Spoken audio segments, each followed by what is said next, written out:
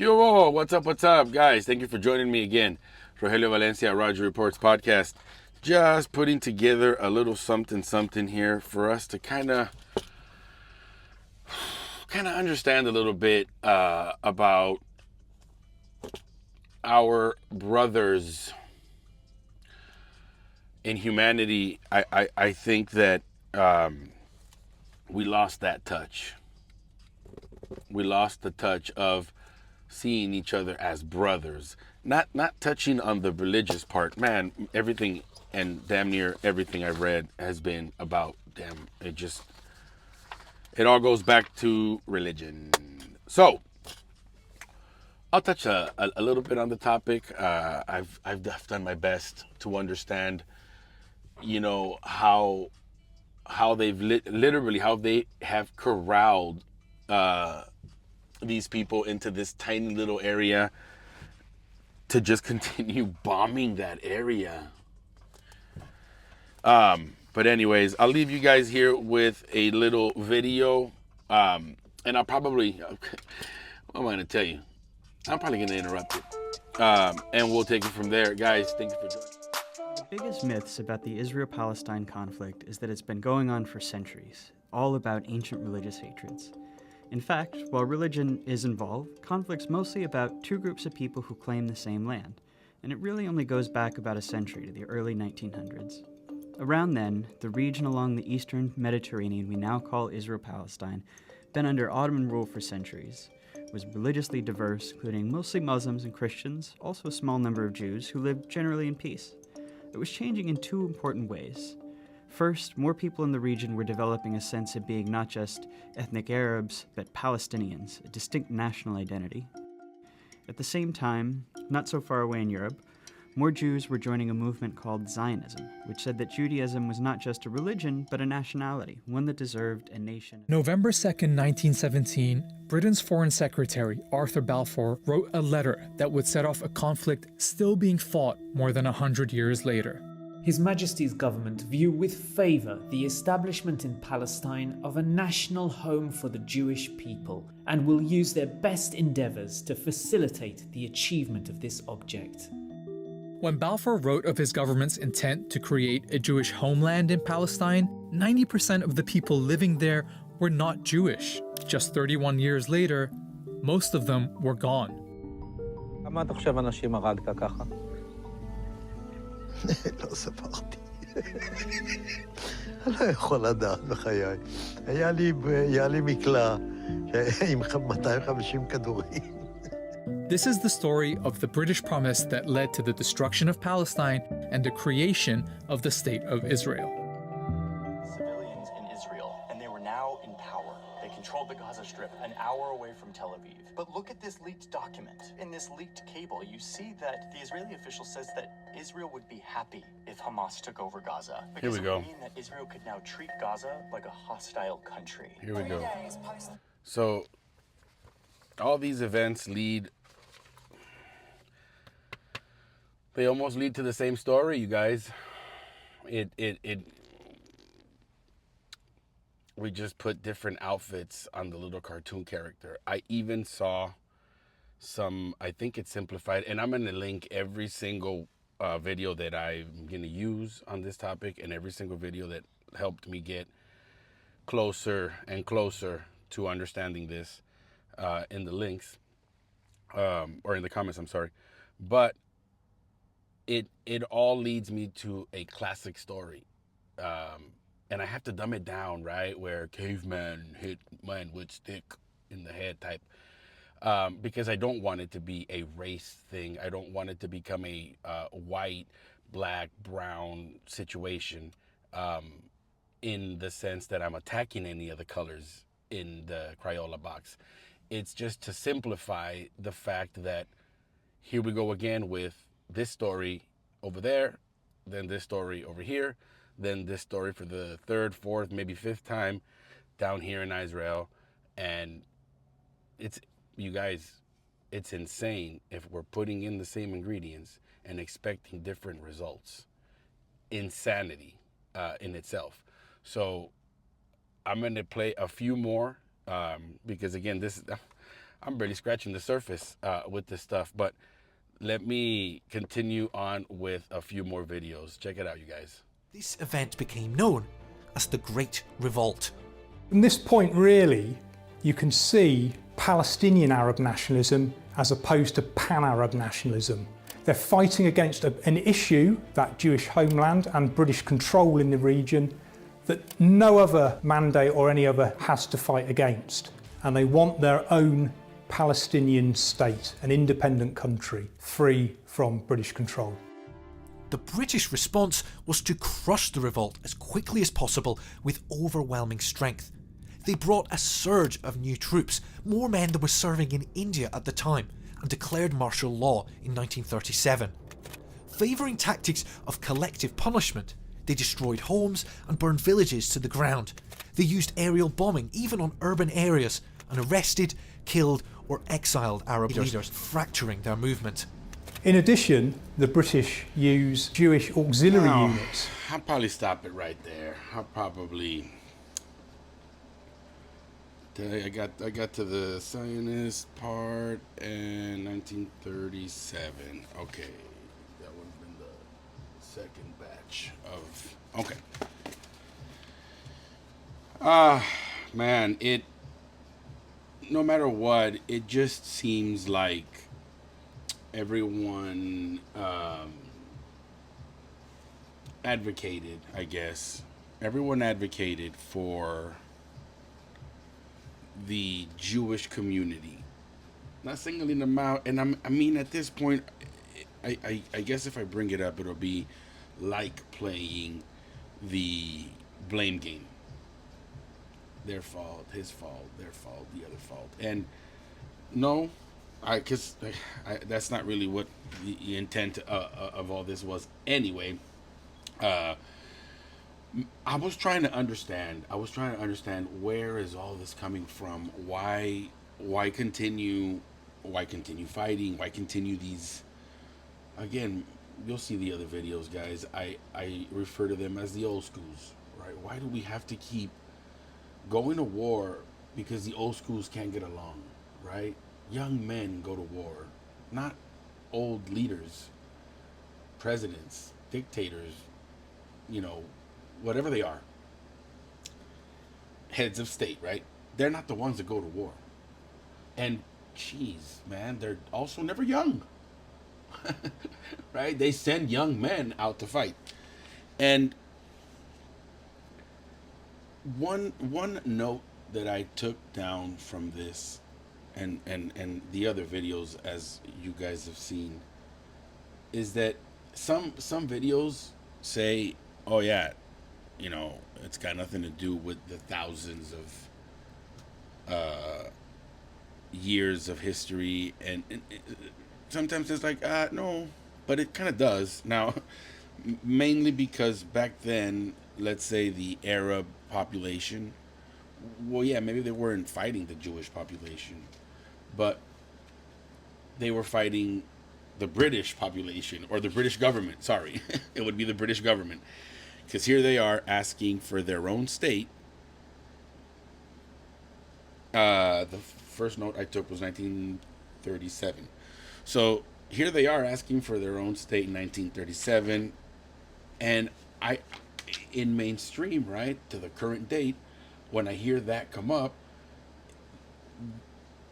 they're stating that Palestine didn't accept. They asked for a state, and Great Britain, or the British government at the time, said hell no. Right? They said it right there. They sent in 100,000 troops, and I mean they invoked martial law. No, you can't have your own state. Shut the hell up. But there I go, them blaming it on the British, and it's trying. I guess I'm trying to escape the blame game. I'm not trying to land this on it's their fault. It's her. What I'm trying to learn from this, obviously, it's where did it come from? This, that, and the other. I think at the point where I don't know what minute it was. We're at 14:44 right now, but I don't remember at what minute the 1916, in the period of 1916 and so on and so forth, where they were trying to invoke, or not invoke, sorry, I'm going to use the wrong word there, but they were trying to go forward with Zionism. And not, again, I'm not trying to put the blame game here, but that created a problem. I think that created a big problem. I don't think anybody wants to be living under, let's say, a Zionist leader, because if you're not on his side, you're in deep shit. So that doesn't seem like a, you know, like a good call. But there would go kicking the rock back and forth, blame game, continuum. Because yeah, you can go back. I've got about 1,000 or so years of history that I printed, downloaded, and started saving videos and shit to watch later and whatnot. I liked the deep dive a little more than the right away with the emotions. You know, I'm watching live news and I just get. I liked this particular type a bit more, but they do take a while, right? I've been at this for give or take about 10 days. I'd have to pull up the calendar and shit. But yeah, about 10 days. Excuse me. And I liked, again, I saw the culture. I saw, and again, both sides. I'm not a religious person. I'm almost, you know, I can go on a rant talking shit about how pointless it's been for both sides to follow their beliefs, because it's only caused this to happen. But then I look at the culture, and it's, I'm not religious, but damn it, I want that to exist in the sense that it keeps a frame, a base, a belief, a culture. It births a culture. Don't trip. I for me, it was like I'm watching the Wild Wild West, and I'm watching, you know, the American Indians or whomever, the Wild Wild Westerns on horses, and over here I'm dead ass, I'm watching them on camels.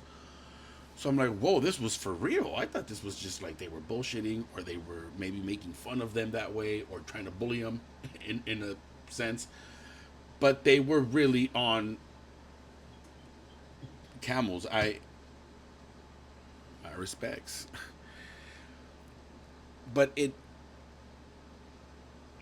not that it doesn't explain how we get here to the current date, right? Putting all this stuff aside and just dead ass focusing on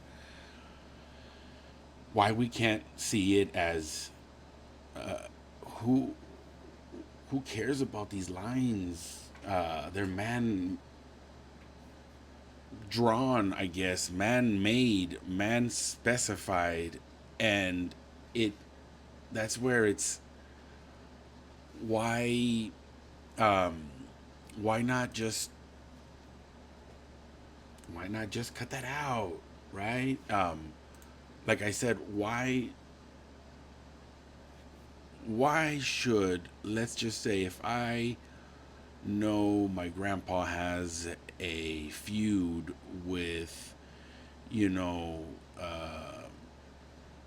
the Gonzaleses across the road from my grandpa's ranch, why should even my dad have an issue with the ranch, the Gonzaleses, or whomever across the street, if it was a feud that was of the old schools?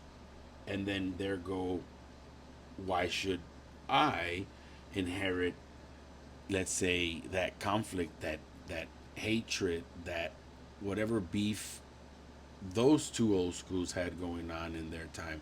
It could have been over a lamb, it could have been over a chick, it could have been over a block that the city took from them to put up a light pole. Well, they should have taken it from the Gonzalez's across the street. What the hell? Why'd they take it from me? And there again.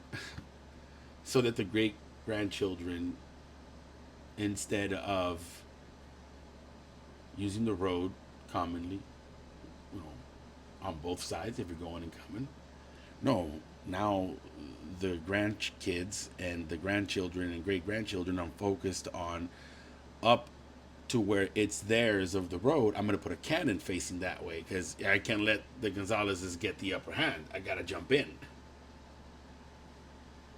I guess same scenario, same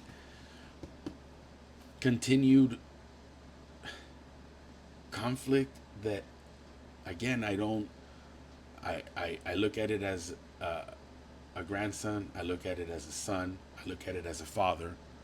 And then I look at my kids and then I wonder, why should they continue? If I hate this particular guy, why should my kids continue that hatred? Here we are trying to, you know, hypocritically say we want to raise our children to be a better version of us, and we're not recognizing that this hatred we have for the other side is not a part of the greater us that we're trying to instill in the next generation.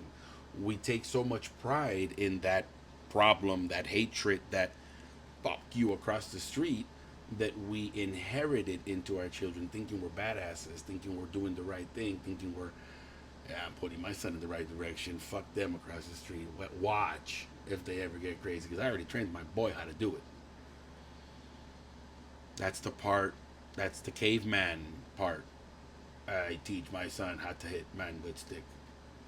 You know, instead of teaching my son how to cooperate with the man across the street and or his children.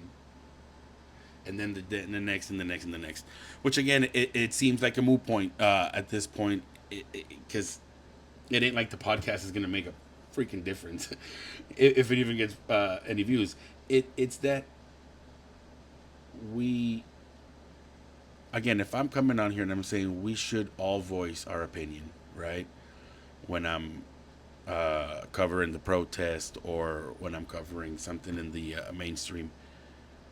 And then I have this amazing time doing this deep dive and learning about both these cultures. I go back to the same thing then. Like, I encourage all of us to, let's get this education. Let's get this information.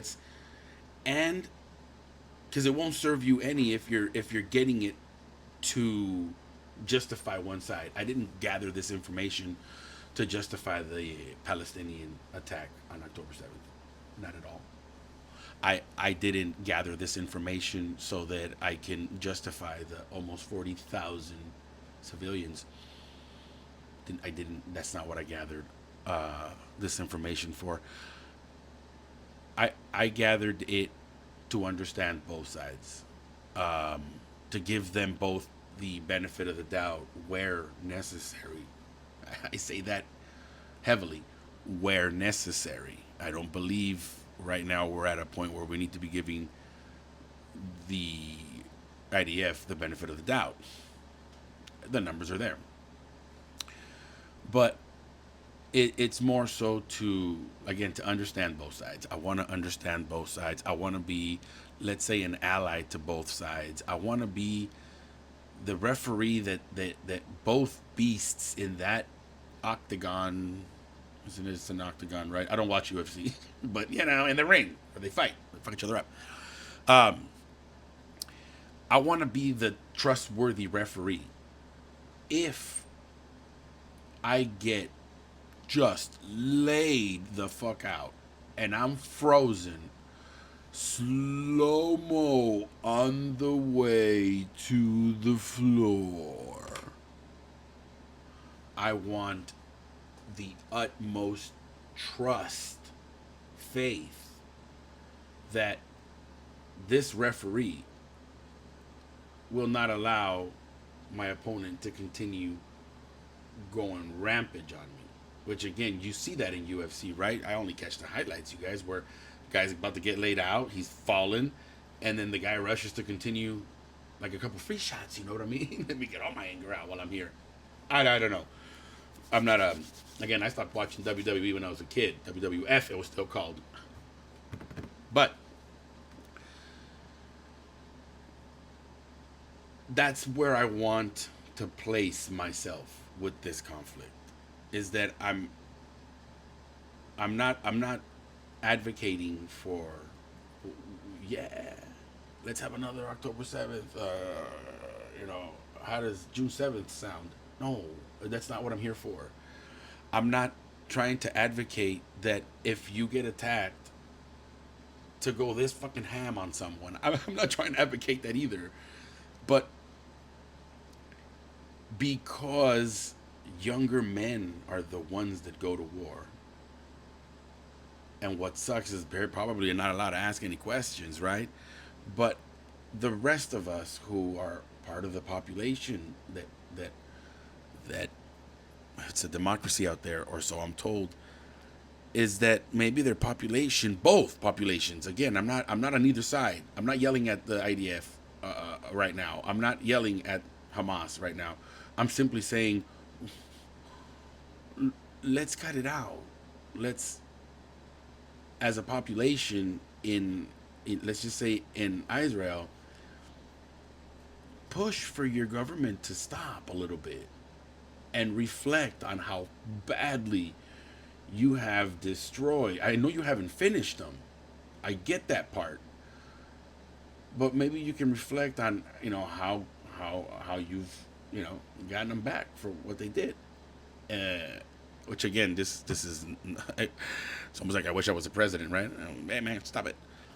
But also for, let's just say, Hamas and what they did on October 7th, and boy, if I can place myself in them shoes for a little while, and I went, you know, right across the street, I went dink dink dink, you know, across the street with the, like I said, with the Gonzalez or whatever. And then I ran back home, started, you know, I got him a few times.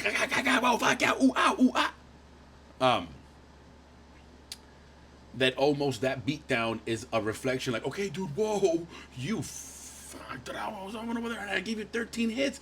You know, you're fucking me up. You've hit me like 40,000 times, right? It hurts. Can we just, look, man, I just wanted my own state.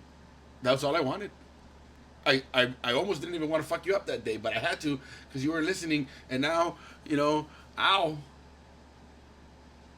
But that's just, again, my own, let's just say, wishful thinking. I've been hearing that lately, no problem.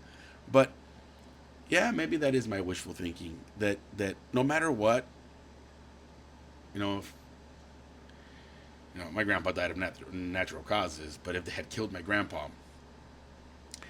for me to say to the man who killed my grandpa's great-grandson, or whoever's in my generation of them, hey man, let's do, let's let bygones be bygones. I obviously inherited this fucking ranch across the street from you. I hope to grow some tomatoes, some oranges, some weed. I don't know, but let's, you know, you grow, or you doing your farm what you want. Let me get down and dirty in my farm. And then I'll tell you what, man, I'll give you some of the stuff that I get. Because, you know, in the neighborhood I live in, there's a couple of us that are truck drivers, and one of them hauls produce. And sometimes he has a bunch of produce. And he runs across the street, Raj, check it out. Ooh, hell yeah. Peaches, pears, oranges. So it's like, I mean, I can only imagine, right? If we could keep that going. But that's about all I've got on this one, you guys. I went on a little bit of a rant there with all these videos and whatnot. I'll link everything on there as well. This wasn't a video for me to educate you guys. This wasn't a video for me to discover a new America in this conflict, a new front that would be a great deeper dive. Honestly, I had a great time doing it, but It was more of a for me to understand that if I'm coming up here and I'm seriously defending the losing side of the two sides, it's not because I'm pro whatever that side's about. It's because I'm pro holy shit, you just went overboard. Can I help him up? Let me just ref this thing, you know what I mean? Let me just but let me know what you guys think. The comments are of course wide open if you guys can. Also like, share, and subscribe if you found this interesting. If you found me boring and you want to get someone back for wasting your time, share it with them, just so I can get a few more views and get up there on the algorithms. But I appreciate you guys' time. Thank you guys, and I'll see you guys in the next one.